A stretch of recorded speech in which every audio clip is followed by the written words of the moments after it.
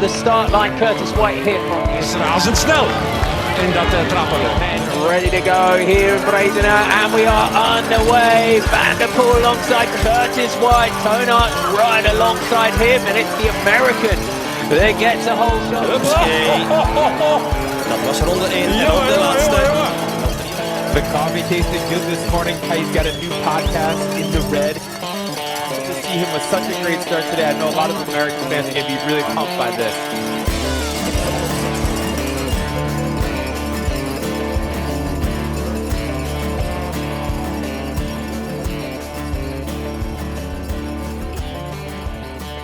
Hello, everyone, and welcome back In the Red with Curtis White. We have an exciting show for you this week. We're coming off of finishing up the Cycle Smart New England Cyclocross Series here in New England. We wrapped up Falmouth. Before I ask Tony how he's doing, I have a more interesting question, kind of throwing him off this week. Tony, how'd you sleep last night? Are you messing with me, man? I got a baby. You asking me how I slept? Yeah. How'd you sleep? I slept okay for having a baby, but we have an infant, so the sleep isn't always so good. I feel like you're kind of taunting me a little bit, man. All right. So if you had to say you woke up in the red, yellow, or green, where were you? Well, I mean, if you're testing my commitment here, man, I'm always in the red. I'm a team player. I'm in the red when I'm sleeping. I'm in the red when I'm eating breakfast. I'm in the red when I'm podcasting. I'm in the red when I'm watching racing. So I was in the red when I was sleeping, bro. I'm always in the red. You know what, Tony, I appreciate your commitment, but you know what? There are times you want to be in the red, but there are a lot of times you want to be in the green. And I'll tell you, I woke up in the green. My sleep score was 90%, woke up with a recovery of 78%. Not too bad, I will say. You're scoring your sleep now? How competitive are you getting here? Well, Tony, you should know I'm very competitive. I take this very seriously. But in all seriousness, no, I've been using this tool, Whoop.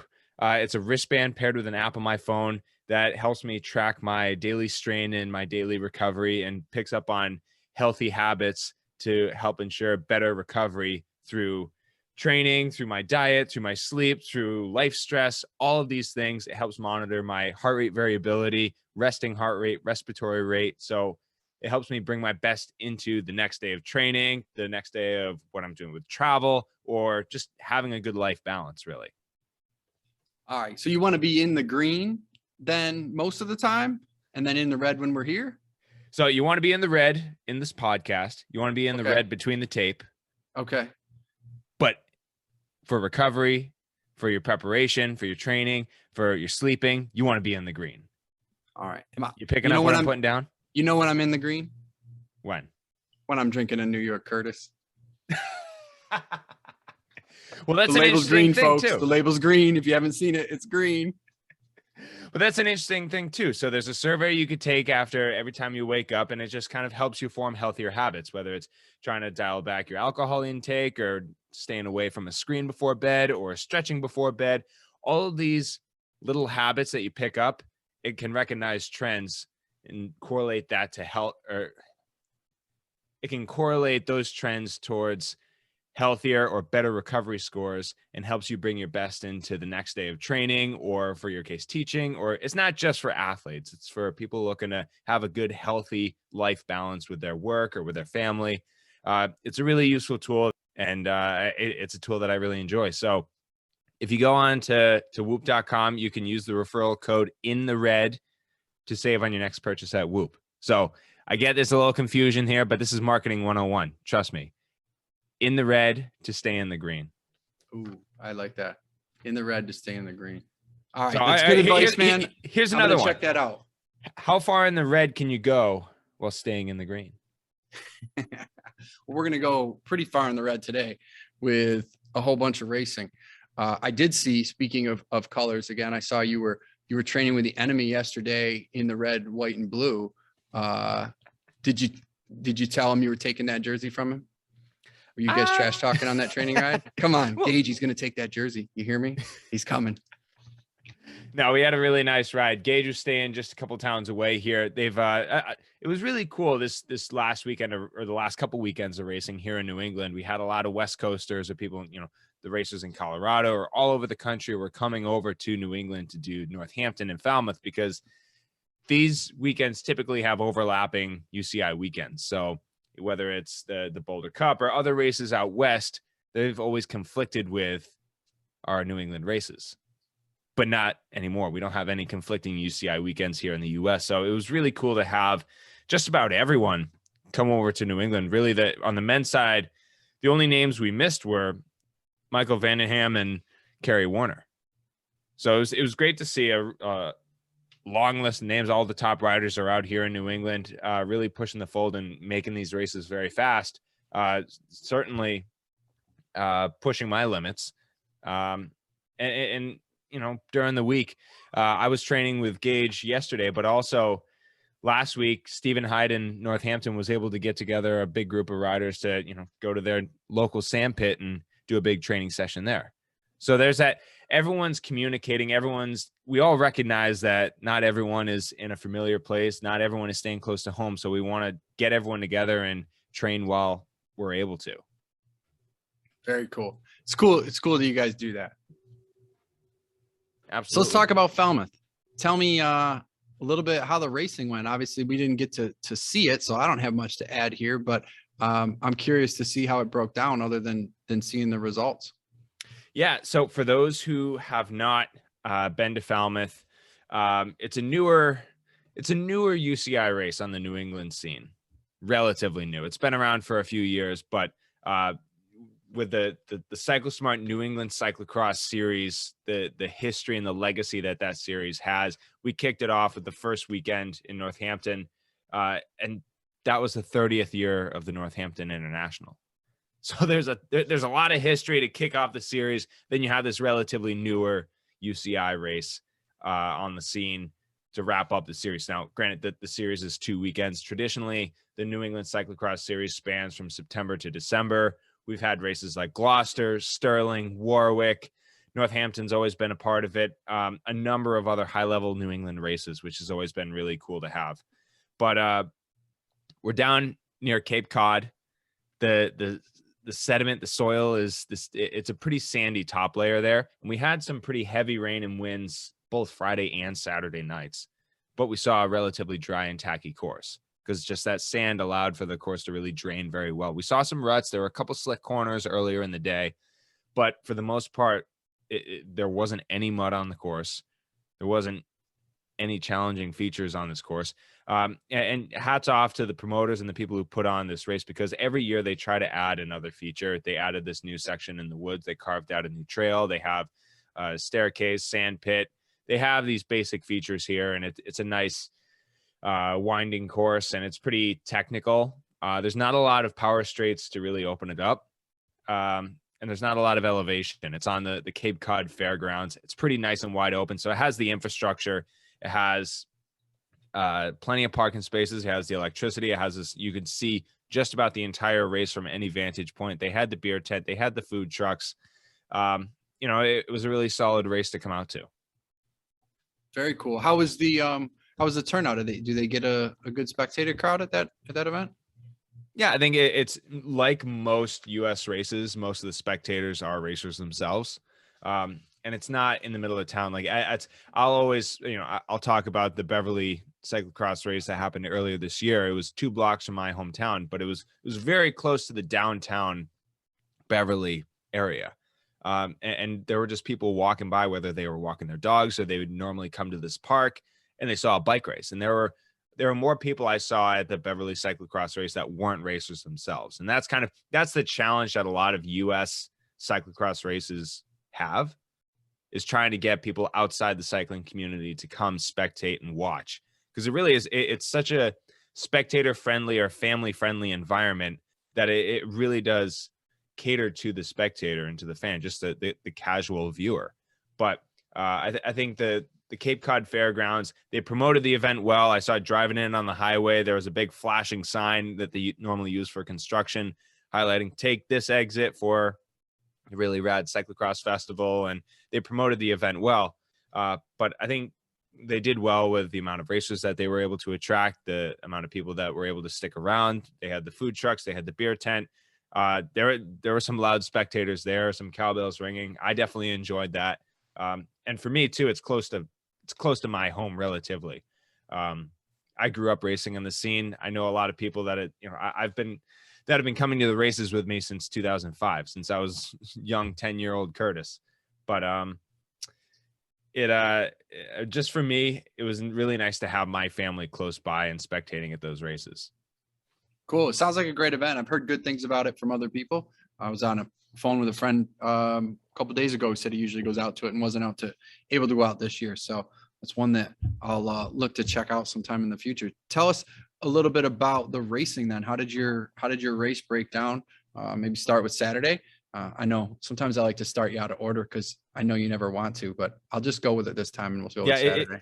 Let me just ask, is that like a teacher trick, a high school teacher trick, just to make sure, the students are paying attention? And yeah, I'm just checking, just making sure. Okay, just keeping me on my toes. All right, I got you.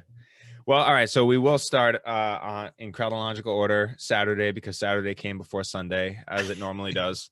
But as I said earlier, we really had a pretty stacked field in the men's side. Really, the only names we were missing were Michael Vanham and Kerry Warner of the North American racers. So we had a new addition from Northampton. Eric Bruner came out, and it was pretty clear he was on form. He was riding very well, and it showed both days. We had a solid front group: Stephen Hyde, Tobin Ortenblad, Lance Haydet. The usual cast of characters, the usual suspects. So from the gun, there was some pretty fast racing, and this course caters to group racing. But after a couple laps, it became very clear that Eric Bruner was the strongest of that group. And he's very good on these tight technical courses where it's very fast. There are a couple loose corners, and there's not these big diesel drag racing sections where he's able to really drive the bike well and kind of have these really quick 5-6 pedal stroke accelerations to kind of get back up to speed before shutting it down for the next corner. He's able to carry his momentum very well. And I think I'm not making excuses, but I think also it's being close to home. I had the advantage of sleeping in my own bed and having my own routines here. So I took full advantage of that and trained through these last couple weeks. So I was able to push a little bit more volume through the week leading into the race. It wasn't a normal routine as I would have for a C1 weekend or a weekend that I'm traveling, or certainly not for a national championship, but I was able to take advantage of my home environment here. So I was able to sleep in my own bed, cut down on the travel, eat all the things I normally do, have the same recovery routines I always do, and push a little bit further. And normally what I find is that I still have that power, like that deep power that it's that diesel power, but I don't always have the explosiveness when I'm training at a high volume, and that's the last couple weekends in Northampton and Falmouth. Those are very explosive courses where you really need that punch. So I think that was an advantage that Eric Bruner had, and he was riding well. So hats off to him. Interesting. So how do you make that decision in your training schedule then? Is that something you had set up earlier, or was that something you kind of reacted to based on where you were at right now? Meaning you need to have that heavier training block around this race, knowing that going into the race, you might not be, at 100%, but that you want to put that training block in because you're thinking for next week or the week after, I guess 2 weeks, 3 weeks down the road, and then even deeper. So is that something that has always been part of the plan for your season of, I know I'm going to train a little heavier on this block and this race might suffer for it, but that's okay? Or is that a decision you've made recently based on just sort of where you're at? Mm-hmm. Yeah. So for those who aren't aware, pro athletes communicate with their coaches a lot, an awful lot. My coach, Al Donahue, and I talk on a regular basis, and we've it's almost like you have a big whiteboard calendar and you pencil in your workouts or your schedule, and things change here and there. But for the most part, we've had kind of the periodization of the training and of the season has been written down for several months now. I haven't deviated from my plan too much.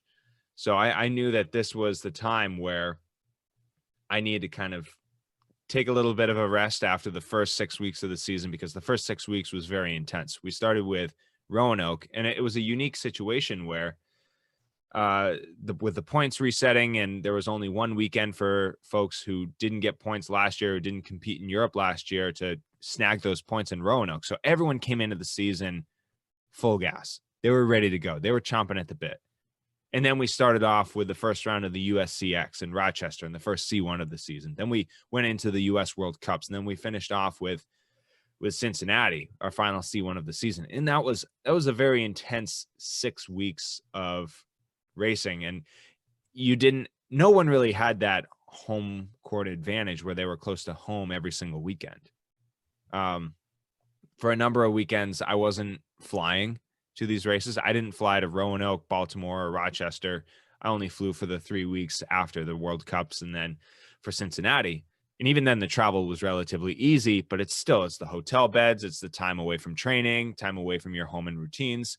All that stuff adds up. And there wasn't anyone that was able to have that advantage for the full period.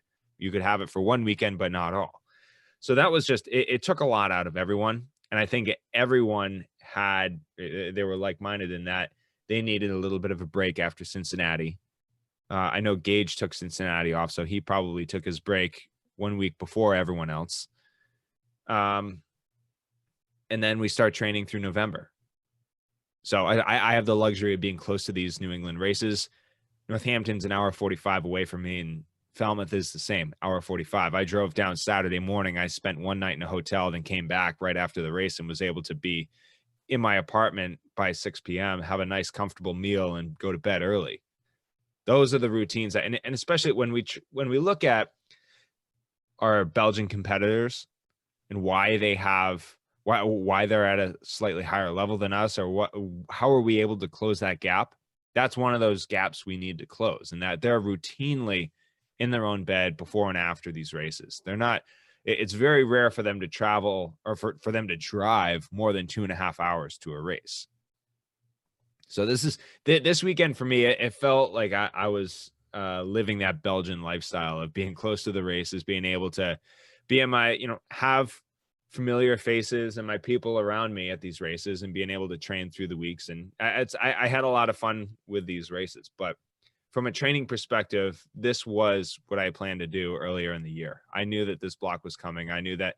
And at this time in the year too, another thing we have to focus on is measuring our efforts with our training, because the days are getting shorter.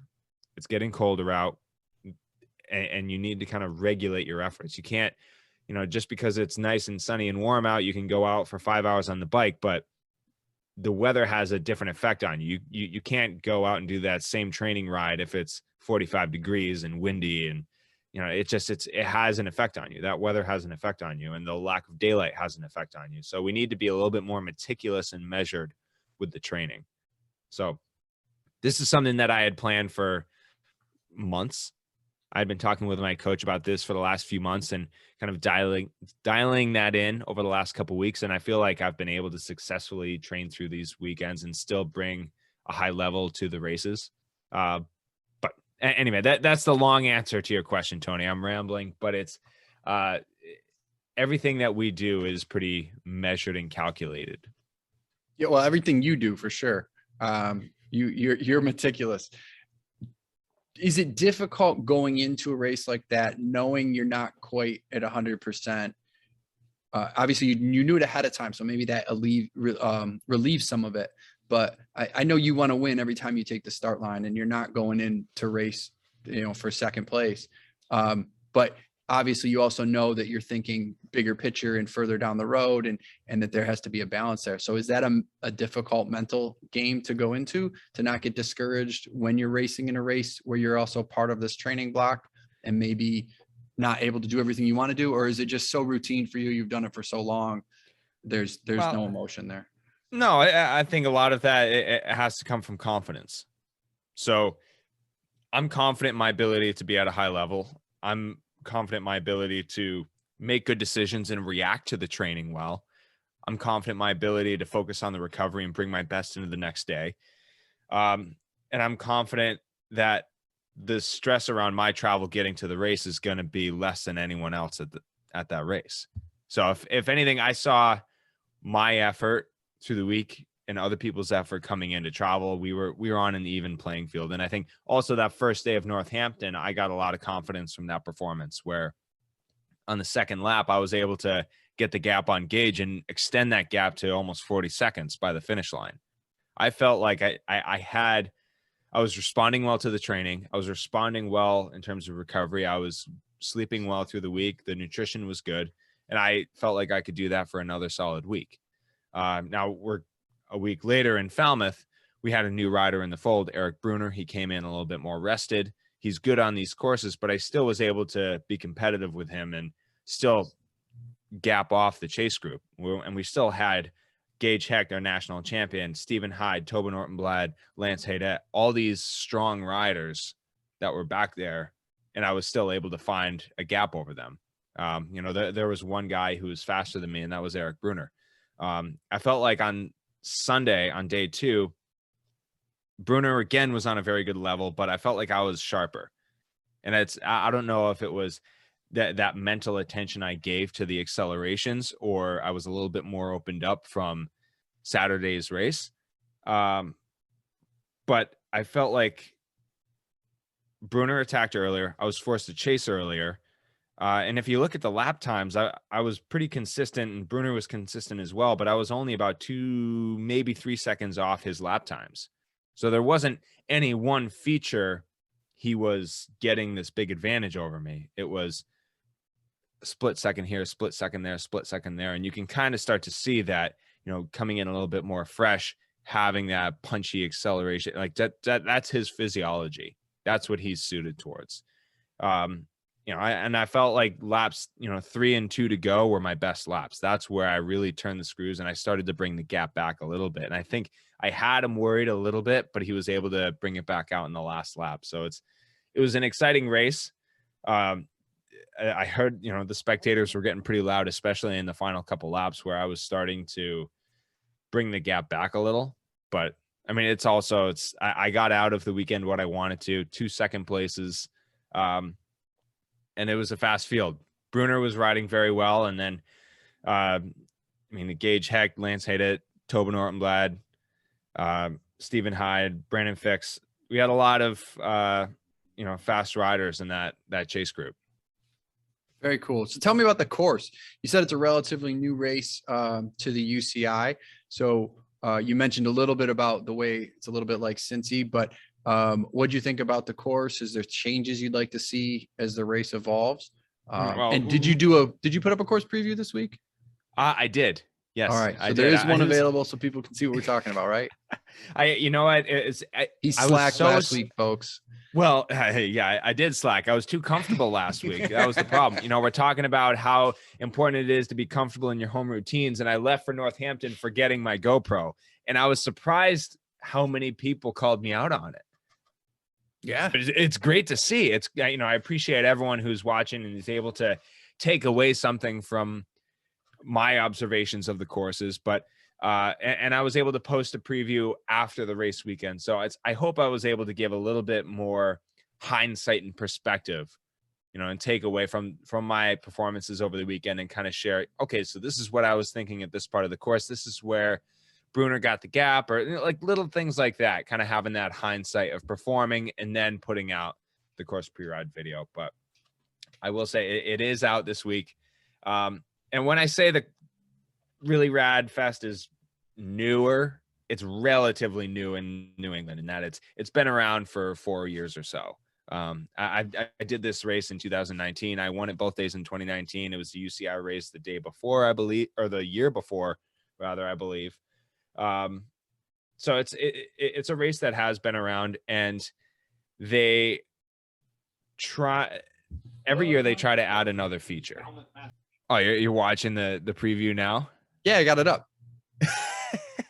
We got the so share folks, screen if going. If you haven't seen it, as Curtis starts to tell us about the course here, you can pull it up now if you're driving or whatever. You can listen to it later if you haven't seen it. But yeah, we're looking at the course preview. So talk us through the course here. Well, so the one what thing a great tool you have by putting this up. This is awesome. Yeah, why haven't we done this before? I don't know. So with the start finish straight, We're on the fairgrounds, but you'll see that the start finish straight was a little bit more narrow. You had the pavement, and then you had kind of gravel on both sides. So the first 5 or 6 riders who were called up were able to get that pavement, and then the riders on the far sides weren't able to get that pavement. So it kind of, everything bottlenecked really early, and you wanted to get on that smooth ground. But 5 seconds into the start, things sorted itself out. There's some tight turns. Here already a minute in, we're approaching the barriers, and it felt like the barriers were tall. These were a tall 40 centimeters. It looks like a little uphill to them too. It is, yeah. Here, you see that junior in front bunny hop in the barriers in front of me? Yeah. See, that's the thing. Juniors, if you're this is a pro tip. Learn how to bunny hop early in your career. That's all I'll say, because when you're older and you start to think about consequences, you know, the bigger you are, the harder they fall, or the further you have to fall. I was always a little bit more cautious learning later in my career. But my younger brother, Harrison, learned far younger than I did, and he was probably one of the best technical riders in his field. Ooh, the sand section. How was that? Was it too wet? You said it was a little muddy. Was the sand, how did the sand play? No, it wasn't that bad at all. It was just the approach was slow, but because we're on the Cape and you have that sandy top layer, the soil drained very quickly. So we had, I think even on Saturday night, we had tornado warnings and wet in eastern Rhode Island, and where we were on the Cape, there was a lot of heavy rain. And we came to a dry course the next day. So there were a couple of ruts that were formed here. We're going up in this new section here in this wooded section. There's not a lot of room for spectators, but it's a cool little area for the racers. It adds a new feature to it. And the promoters were saying that every year their goal is to try and add a new feature. So we're on the Cape Cod Fairgrounds. There's not a lot of elevation for them to work with. It's, you know, if you look at the Jingle Cross course in Iowa City, they are also on a fairground, but they have the Mount Crumpet area. They have a lot more to work with, I think. I would love to see, here we're on this off camber here, and you can kind of see this. The infield is really sandy, where they do horse shows or something. I don't quite know what they do when the fair's in town, but I'd like to see a little bit more on a heavier sandy part of the course, if that part of the course is heavier with sand. And then traditionally, something that I think more pros want to see in racing in North America is more right angle racing. I think that, you know, we've had this discussion before where a lot of these courses are kind of, American cyclocross races need the amateur fields to help produce their event, to fund their events. So the courses are made with that audience in mind, with that customer base in mind. I'd love to see a little bit more right angle racing, meaning harsher turns. So you have to really brake a little bit more and kind of really accelerate after these corners, have that higher variation of speed instead of carrying your speed and momentum, and have this really flowing course in front of you. It's always fun, and it's always good to really test the technique. I was on the first day, I was running Challenge Grifo tires, a mid-range tire at 26, 27 PSI. And then I actually switched to a file tread, the Challenge Dune, for Sunday, because I felt like I needed a slightly faster rolling tire. Same pressure.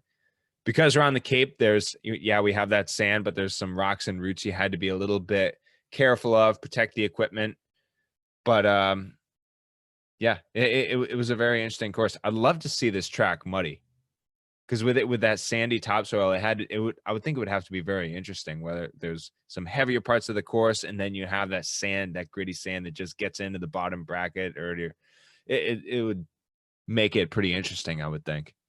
Yeah, it would be interesting to see. I think just a note on your difference with amateur courses. I think having so much televised racing this year has really shown me what that difference would look like how important it is we kind of do cater to amateurs in some ways, because you just couldn't race some of those harder courses, which is unfortunate for the pros.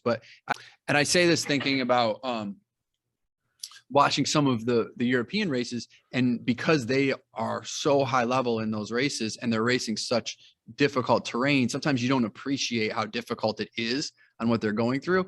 And when I watched Cincy, for example, and they showed sort of the back of the field coming up that really muddy, steep section, you know what I'm talking about? And you watch those guys going up there and they're just falling all over the place.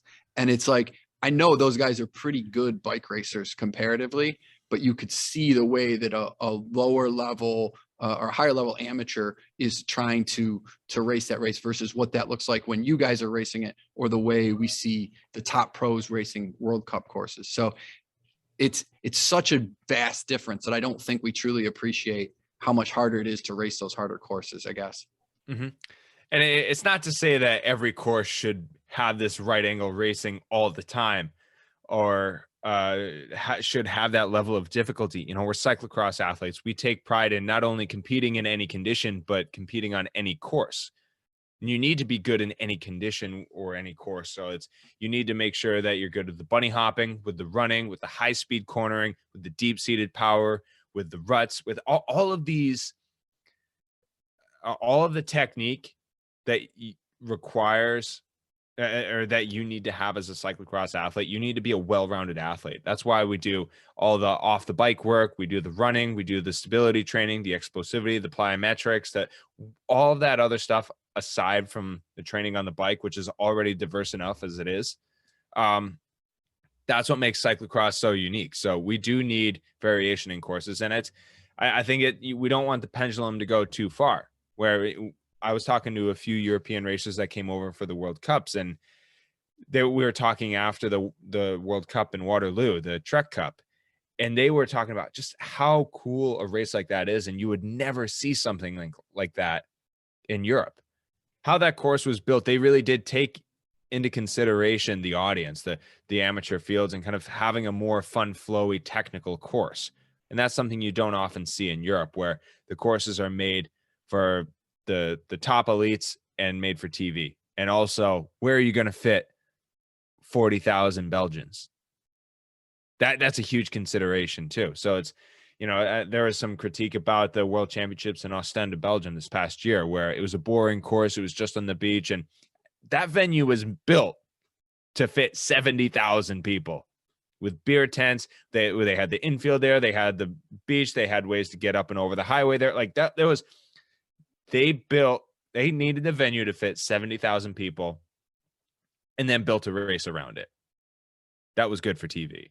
And I think that's just the complete other side of the spectrum from where it's a strange balance. You got to hit so many different things. You got to have it good for TV. You got to be able to fit spectators in there. If you have amateurs, they got to be able to race the course. Otherwise, you know, they don't want to run the whole course. And I do think that the faster courses can be fun to watch too, even at the highest levels. I mean, Tabor was a pretty fast course last weekend, and that was fun. It was kind of a grass crit. It's nice to see that mixed up, but you really do also gain appreciation for how difficult it is to race those hard courses fast. You know, you look at the European Championships and you watch how fast those guys are racing that course, and it's just mind blowing. So it's kind of a cool balance to see it all. Yeah, but it looks like a great course and a great event. I think it's always good when an event changes up the course from one day to the other, because traditionally we have day one, day two of these races, which is something you again don't often see in Europe. But when you change up the course, that's always something that I think the racers appreciate. And also when race organizers add a couple pro only sections in the North American races. In the it's US, always that's good just to probably add the that best of both difficulty. worlds, right? Is if you have a venue where you can add some really hard stuff for the pros and still make it accessible for the amateurs. But that's a tall order. You got to have the perfect spot for that. Absolutely. All right. Well, sounds like a great weekend. Next weekend, you're taking a rest, huh? Yes. Not going south? No, I'm not. The original plan this season, you know, I talked about trying to stick to my plan and how sometimes we do have that change in the schedule, but I did decide not to race the North Carolina GP this weekend. It was on the schedule that, but it just, where I am in the season right now, I didn't want to take that weekend to travel, to kind of sacrifice the training that I could get at home in preparation for Pan Ams and Nationals, and not just those two races, but also I'm going to Europe the day after the national championships. I go direct Chicago to Brussels, and I'm racing all the best races, all the World Cups, the super prestigious, the X2O Bod Commerce Trophy, all those top races during the Christmas period in Belgium. So I need to be good for that month, have the depth for that, and then enough still to come back to the US for the World Championships in Fayetteville. So it's, I really would have loved to gone down to North Carolina and to compete, and especially now that they have that that incentive. They paired up with Roanoke Go Cross the first weekend of the cyclocross season, and it's a time-based series technically. So it's, I was leading that by 14 seconds, but unfortunately, I will not be heading down there for that to finish that off.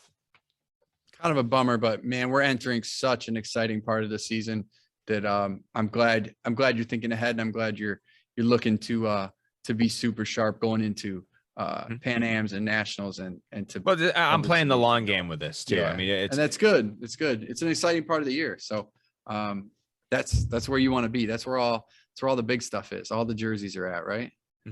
absolutely. Going jersey hunting in the next couple weeks. See what you can collect. Shh, I'm hunting jerseys.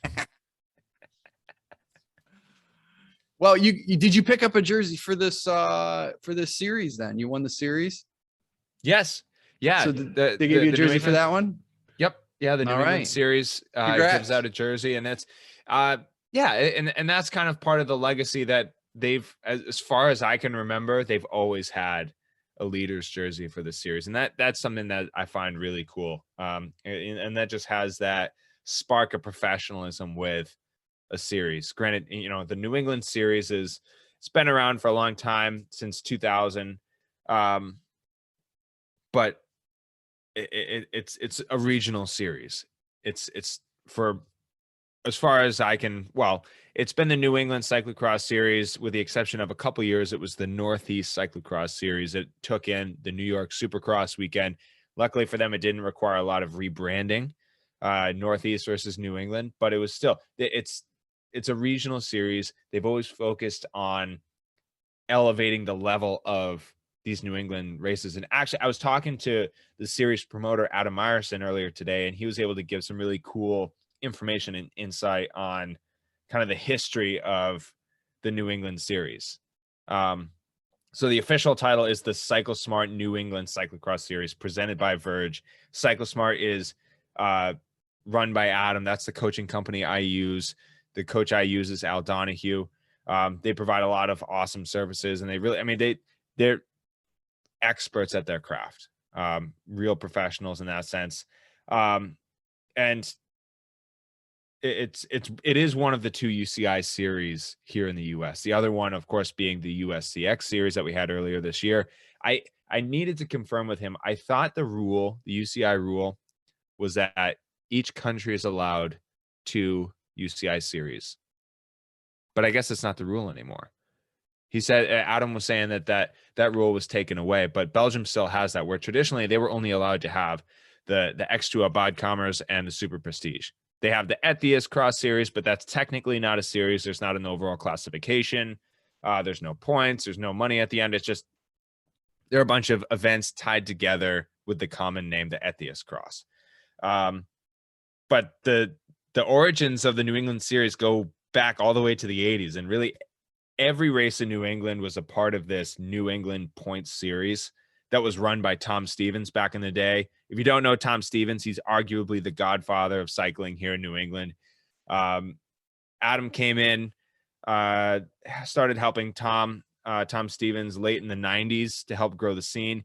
He took over the series in 2000 and started to kind of rebrand that into the Verge New England Cyclocross Series.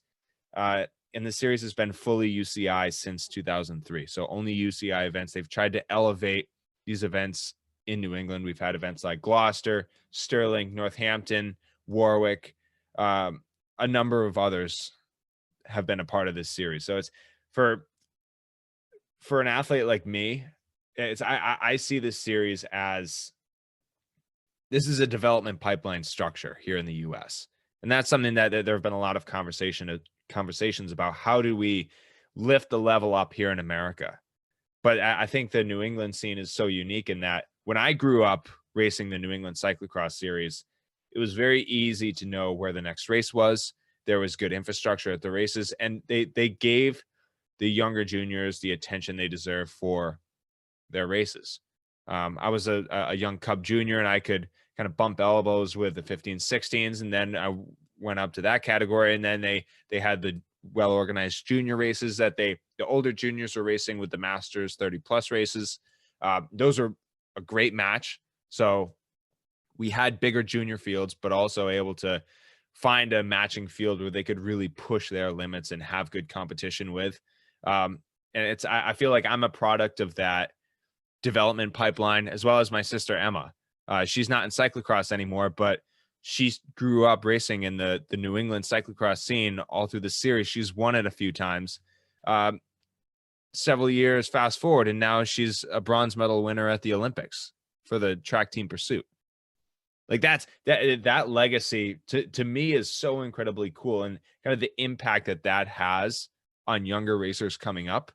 I think that's incredibly important. So and last week we also talked about the scheduling of the races, kind of having one window being dedicated to all the junior races. I think the New England cyclocross scene has a very unique vision for developing young riders. And I'm grateful to have grown up in that scene, and I'm really happy to see this series continue on with CycleSmart being the title sponsor behind it this past year.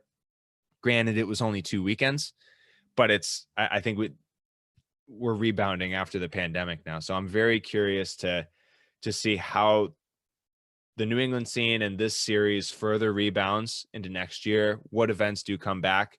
I was able to talk to a couple of promoters who weren't able to get their ducks in a row for this year. To give everyone a quick idea of what the timeline is, to register your event with the UCI, it needs to happen by December. So to get an event for next year, your licensing, your permitting, everything needs to be filed into the UCI by December, this coming December, in a couple of weeks. So there's, depending on where your event is in the cyclocross season, it could be anywhere from 9 months to almost a full year away from when you submitted your paperwork to the UCI to when your event actually is. Right. And where we were last year with the pandemic, we didn't have a vaccine yet. We weren't sure how things were going to open up, what travel was going to look like. There's so many uncertainties. I mean, I usually put on gravel races in the spring, and they're certainly not to the caliber of a UCI race. They're in terms of what you need to do. And I usually start them in the fall, and I was in the same situation. I was like, there's no way I can commit to something next spring at that point last year. But at this point this year, you can. Right? I think people are looking ahead. So, to your point, I think we can hopefully see some of those races come back and a more robust series next year out of these guys, because it's obviously a great pipeline and does so much for development. I think throwing out two more sort of related points here. One is I'd be curious to ask him, but I was just reading an article yesterday about Magnus Sheffield, and he's another one that at least had some development within this same pipeline, racing Klaus Young, and has now gone on to other things and has some really big goals ahead of him, and some really big opportunities with taking an Ineos contract and looking at the Olympics in 2024. So another name you might be throwing into that mix in the next couple of years as you see his growth. And just a cool article, by the way, if you haven't seen it, on this guy, because he's a really interesting young rider. And a good absolutely. kid, a really good kid. There are a lot of riders that the series has had an impact on. Thinking of a couple others. Being a young junior, looking up I saw the battles between Luke Keough and Gavin Mannion, two very high level road racers. Luke was racing for UHC. Gavin is now still racing for Rally on the road and still racing at a very high level. Thinking of a racer like Ellen Noble, who came out of the scene and is now, they've been able to do incredible things. Ellen was second at the Waterloo World Cup a few years ago. They've been able to accomplish incredible things in this sport. So just understanding kind of the legacy that this series has, and understanding the risk that promoters took last year with filing with the UCI to, hoping that their event could come back. That was a big risk. I hope more promoters are able to come back for next year. But if you're the next couple of races you folks are able to go to, take the time and go up to your promoters and say thanks for putting this on. thanks for bringing this event back and really providing this event for us, because it's so cool to see what events like this can have on a community or on racers or on individual athletes. So yeah, I was very happy to see the series still continuing and still have that legacy and to carry that on.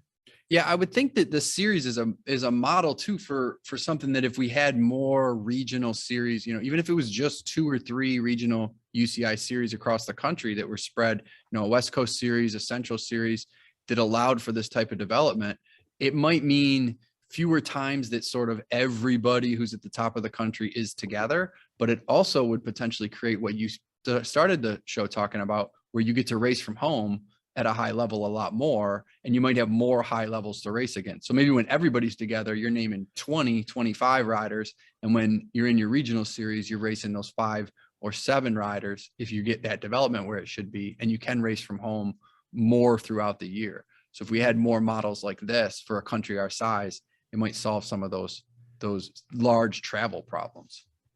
Yeah, I could see that. I think the issue that we want to avoid is too many overlapping weekends. And we have we don't have a lot of time to have our US season.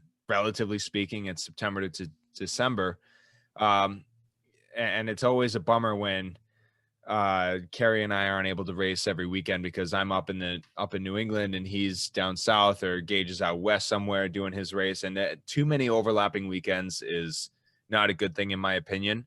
But this is the first time that I've got a taste of what it's like to have no overlapping weekends. Everyone shows up to every weekend. And if you miss a weekend, it's because you're home training. You're not getting points somewhere else. So it's a bit more honest in that regard.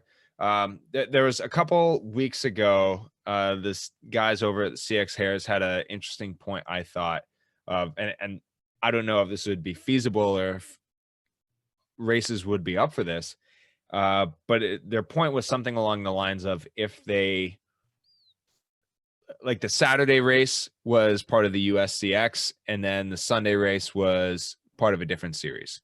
So hypothetically, let's say, an event that puts on a good production, let's say day 1 of Cyclosmart. I don't know if they would go for this, but the first day of Northampton would be part of the USCX, second day part of the Verge series, or the Cyclosmart New England Cyclocross series.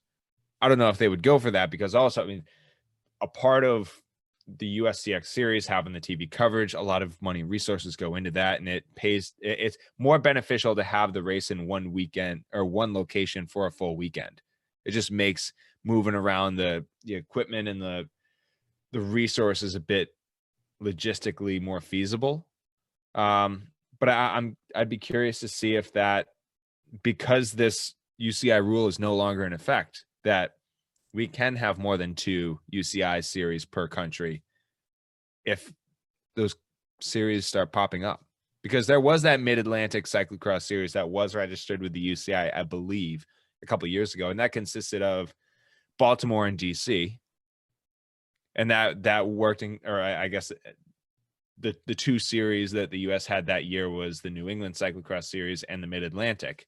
I don't think that the series with Roanoke and North Carolina is a UCI registered series.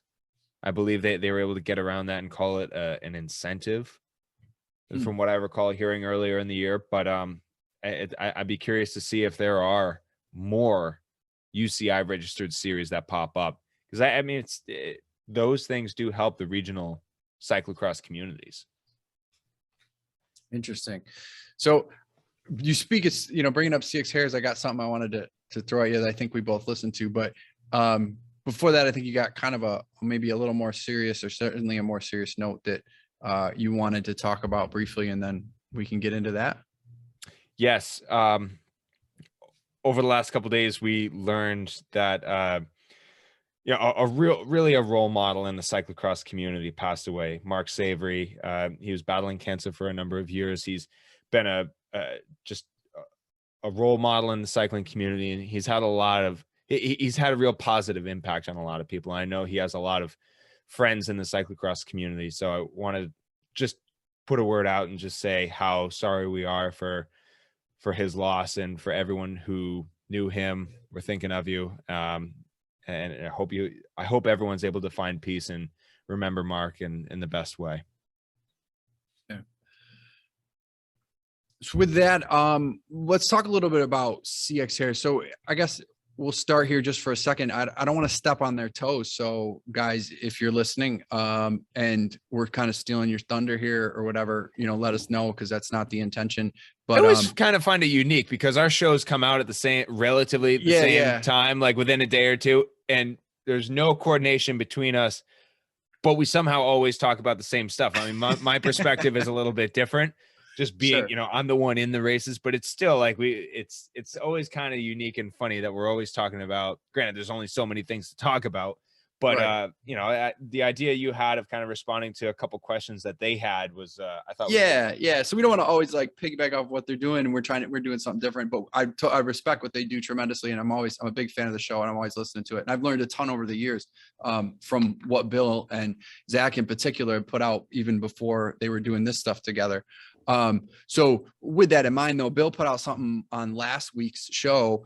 We called it 3 out of the box ideas you'll probably hate, which I really liked. I thought that was funny. But I also liked it because a couple of the things that he was talking about were things you and I were talking about, just texting about or going back and forth about, some stuff we hadn't even talked about in the show, but they were just related to some of those dialogues. And the way that Bill presented it was sort of as a public discourse, like, let's talk about it in the cyclocross community. So I felt like responding to that was hopefully something he was maybe more looking for than us stepping on his toes and sort of, stealing their content. So I hope that it's not taken that way. We just thought we'd weigh in because you post some interesting thoughts. So if you guys haven't listened to that, you should go back and listen to what they have to say about it and their explanations of it. But we'll do our own little twist on it here and just see sort of what Curtis thinks about some of these points. So you ready, Curtis? all right, let's go. I right, like so- this. I know he's done the 3 out of the box ideas you'll probably hate. He's done that for a couple years now, right? Or he first came out with it a couple years ago. Yeah, he said he last did it a few years ago, 2018 or so. And he had a few different ones that have come through. So I like it. Bill, keep doing it. It's good stuff. I thought it was a good conversation. I enjoyed you guys' perspective on it.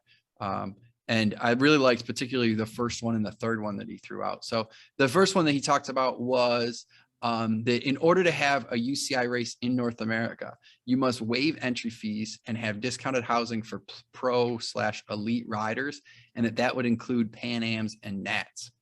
Curtis, how do you feel about that? Think we should be waiving fees and providing housing for pro and elite riders at a UCI race, and it should be a requirement is his position if you're going to have a UCI race, not just like you can do it if you want. Yeah, I'm for it. Who went before that? As a racer, I don't know why, right? I would actually double down on that. I mean, we talk about how a lot of the races here in the US are being put on because of the registration fees. And that is something it's a product, right? You're paying for a product. You're looking for an experience. You get that experience at a cyclocross race. But it's, for the select few athletes that are doing this for a job, and especially now too, there are more privateer athletes out there, and that are looking to, especially after the pandemic, things aren't cheap. I think that I will say this, based on my experiences when I was racing on the road, we did host housing all the time. And I thought those experiences, meeting those people, were something that was really unique and cool to the cycling world, and that you could host a pro athlete, get to know them, kind of pick their brain, understand their experiences as an athlete. And that makes that experience so much better, I think, than just sitting in a hotel room.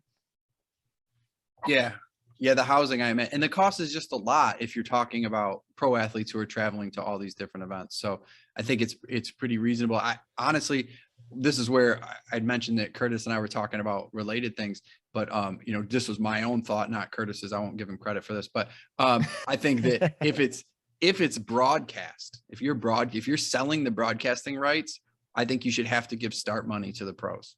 Like, you're selling their performance. and you're selling it for advertising. And I hope that they're making money on it. They should be making money on it, but so should the riders. So I think, especially in racing where the teams are paying them, maybe the teams aren't paying them. As Curtis said, he's got privateers. Like there's all kinds of weird different deals people have going on. And it's not like we have these powerhouse teams that are paying riders tons of money, like in other sports, who host their own events, right? Like if the Yankees have their own home schedule where they're making money off of it and paying their athletes accordingly. The athletes here are separated from the promoters in a different way. So we got to find a way to close that gap for the athletes, I guess is my point. So I think the broadcasting seems to be a possibility for that. So if you're selling broadcasting, you should be making money on advertising, and that money should come to the riders. I do think, and Zach brought this up on their podcast, we would have to distinguish between, say, the Cat 2s and the local Cat 1s and the pros somehow, but I'm sure there's a way to do that. There is, if you go back to the Belgian national championships, they're kind of famous for doing the two different starts of the contracted pros and the non-contracted pros. And the field for the contracted pros is quite a bit smaller, but there is that differentiation between with a contract or without a contract. So you have the pro contract national champion and then the without a contract national champion. I always found that interesting. But all right. Well, it's kind of like our pro and amateur national champions. We don't need to go down that rabbit hole, but we got yeah. There are a plethora of cycling podcasts out there dissecting all, the Crit Beef, all the Instagram and Twitter comments and all the screenshots and all that. That's a whole nother rabbit hole. We're not going to go down that. No, not at all. All right. So anyway, if you're hosting a pro event, you should have to pay the professional athletes who perform. I think that's pretty reasonable. But let's go on to the second one. So the second one was only one UCI race per weekend. So the argument was if you have a C2 in particular, one day would be a C2, the other day would just be, an amateur race. Maybe if it was a C1, you could do a C1 and a C2. Any advantages or thoughts on that, Curtis? Do you think there should be one UCI race per weekend? What does this mean? Like only one UCI race on the weekend? Like only one on Saturday and you can't have one on Sunday, or like conflicting weekends is what you're saying? Yeah, he's not talking about conflicting weekends for this. As I understood it, he's talking about like if you're going to Rochester, one of the days is a UCI race for points, the other day is not. Now, maybe if there's a C1, you could still have a C2. They were going back and forth on that. But like if it's a 2-day event, you only get to do a UCI on the one of the 2 days. And the point would be to put more pressure on that one day for spectators, for athletes, kind of all the way around to make it sort of the bigger event of the weekend, which the C1, C2 kind of does that, but kind of not, for at least not from a fan perspective. Like, I don't know if we get way more amped up for the C1 on a weekend like that, but my initial reaction to that is if that were the case, our US season needs to be much longer than 3.5 months.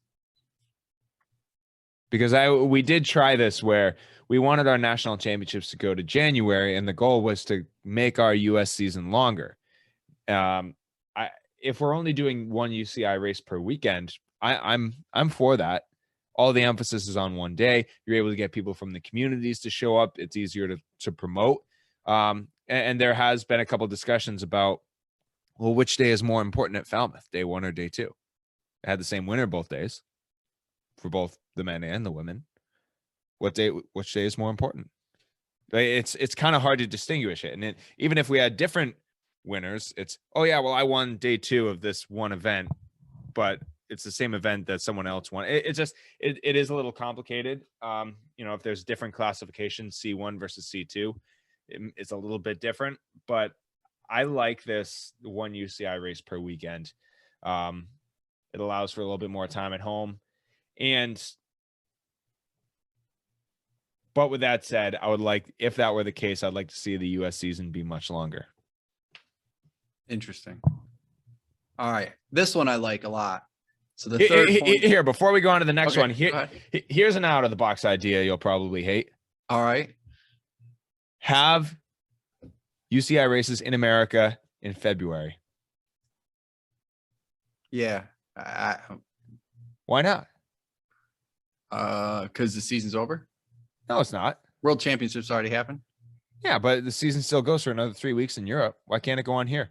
There was Who watches always those? Who watches those awesome races, events though? in Japan in February a few Who's years watching back. those? I'm watching them. I did the post Worlds block a couple years ago, and those are some of the most fun races that I've done in Europe. It's a little bit more low stress. The championships are done, and it's more about putting on a show and kind of getting everyone together. It's just those are cool events. But the one thing I will say is just, I mean, why not? You know, what's everyone doing in February? Hunkering down. Yeah, I don't know. One thing I like, I really like the build in cyclocross to the championships. All right, Right? so this goes into The your third. disjointedness of the importance of road racing, like the way that you can get a world championship in May, and you can, the Tour de France is kind of the biggest of the year, but they also have the classic. Like, I can appreciate it, but I also like the continuity of the cyclocross season and the way that builds and builds and builds and builds, and you get to that championship. Like, it feels like other sports that I grew up watching.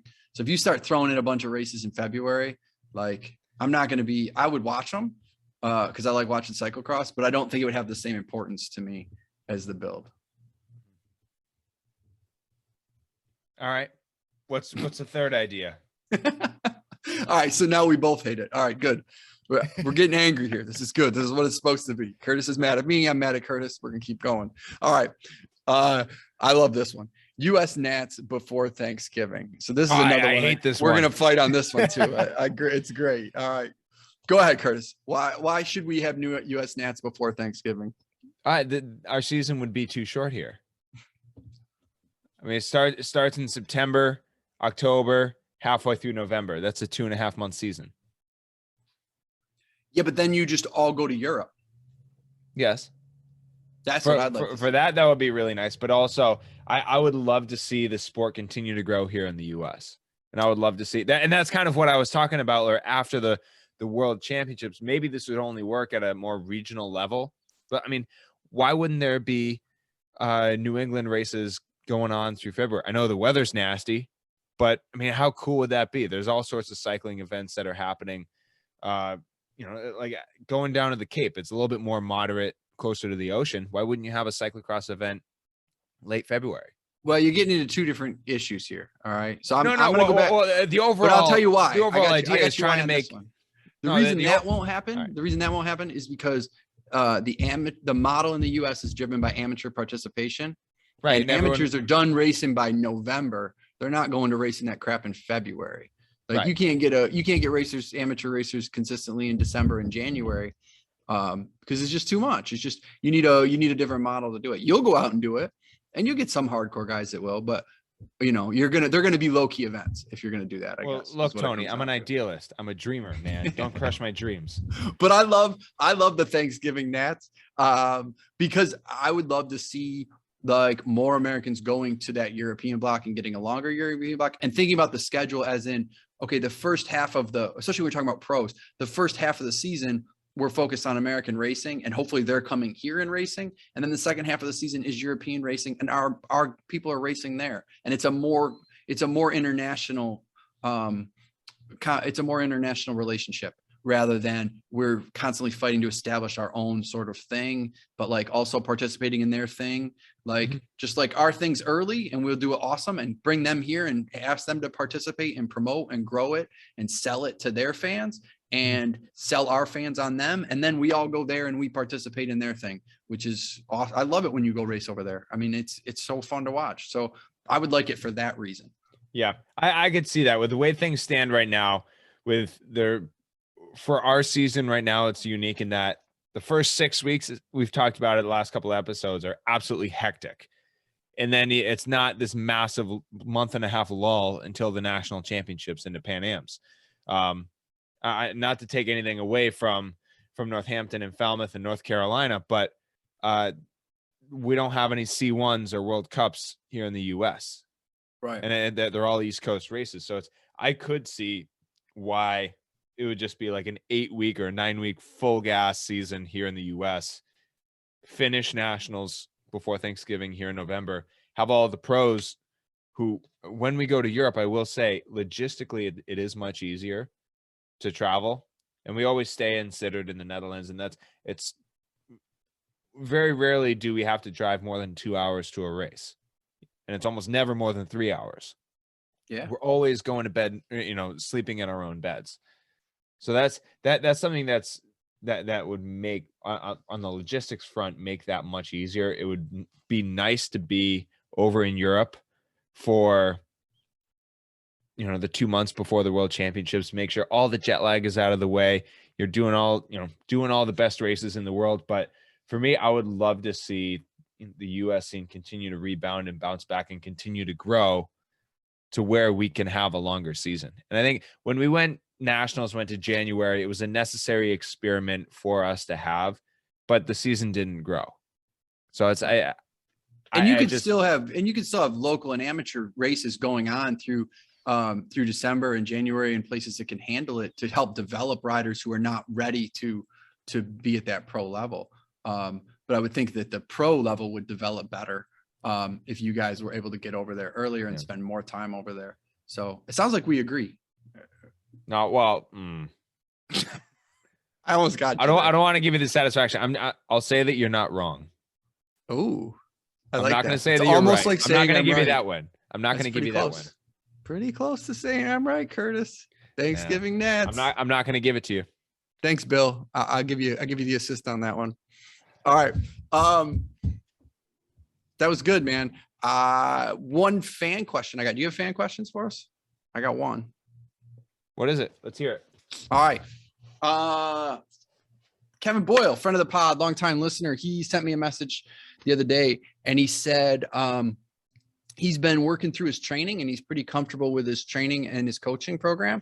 So now he's really focused on his day of routine, like nutrition, pre-ride. So he's wondering if you can give him any advice on how to approach that end of his game. That's a pretty full question. It is a full question. How about you just keep it concise to what would you do for a guy who's newer to this? Like, what are some things rather than going like your whole thing? Like you could talk about that for 2 days. What are some very quick digestible points that we could go, all right, this is the first time I'm really focusing on this. Don't give me too much, but give me some things that'll matter. All right. So I'll give you the Spark Notes version here. I always, the night before I write out my schedule for the race day, I always look at what time do I start and I work back from that. And a big thing to kind of look at too is what are the available time slots for your course pre-ride? The final hour, you're going to be warming up. You're going to be putting on your numbers. You're going to be getting kitted up. All that is going to be within the final hour. But where can you pre-ride? Is it 2 hours before, 2.5 hours before? Find that window where you can inspect the course and make the time to inspect it properly. I always do 3 laps. First lap is purely inspection, really going slow, looking at where all the rocks and roots are, where the lines are. Sometimes I stop and see how other people are riding parts of the course. Second lap is a little bit, I explore a little bit more where I can go back and try A line, B line, C line, or different approaches to obstacles. And the third lap is more race pace. And that's where I really start to dial in the tire pressure. So, if I'm bottoming out or the tire starts to burp or I need a little bit more traction, I can adjust the tire pressure from there. And that's also the time where you can really view the lines that aren't the race line. So if you need a plan B, if you get pushed out of that line or there's too much traffic and you need to get around it, how do you react to that in a calm way? So that's kind of the third lap. Another thing that I have had to figure out over years through trial and error is what time do I have my pre-race meal and when do I have it and what do I have? What I've figured works best for me is it's a classic rice and eggs, brown sugar, soy sauce. It's bland, but it has everything I need. Carbs, sugars, protein. It's for me, it's the perfect race meal. It's nice and light. And I have that 3.5 hours before. And that's something that it's not a big secret. It works best for me. I found that the closer I eat to the race, I don't feel like I'm able to fully digest that. So figure out what time you're eating before the race, before your race effort.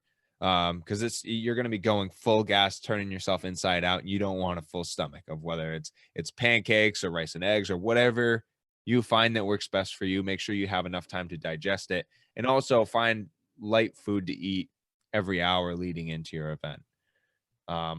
Those are a couple pointers that just come off the top of my head, and those things kind of take trial and error, really. Knowing what to eat, when to eat it, how much time to give yourself, of course, pre-ride, what type of warm-up works best for you.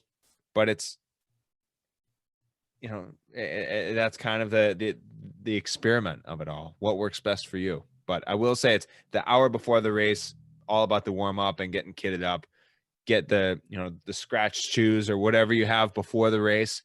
2 hours before roughly is, of course, pre-ride, and then 3.5 hours before is pre-race meal. I have that dialed in.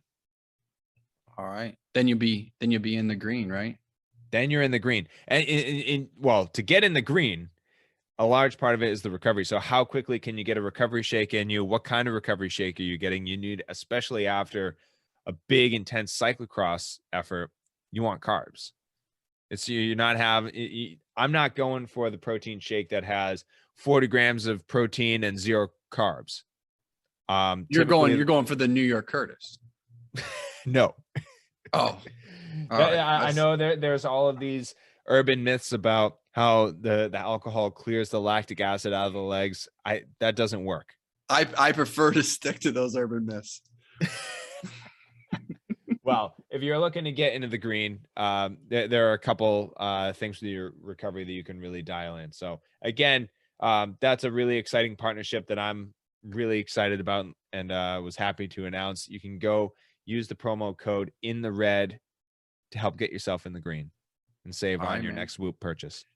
I think that rounds it out for the day. I think that was like the perfect circle. Yeah, it was. Before we wrap up, Tony, just want to give everyone a quick reminder. Thank you all for listening. If you haven't done so yet, please like, share, subscribe, leave us a comment wherever you listen to podcasts. That really helps us grow the show, get the word out. We'd love to get more people involved, asking fan questions or just interested in cyclocross. We love talking about the sport. I love sharing my passion, and we love to share that knowledge with you all. So thank you all for listening. Thank you all for your contributing. And we'll catch you next week.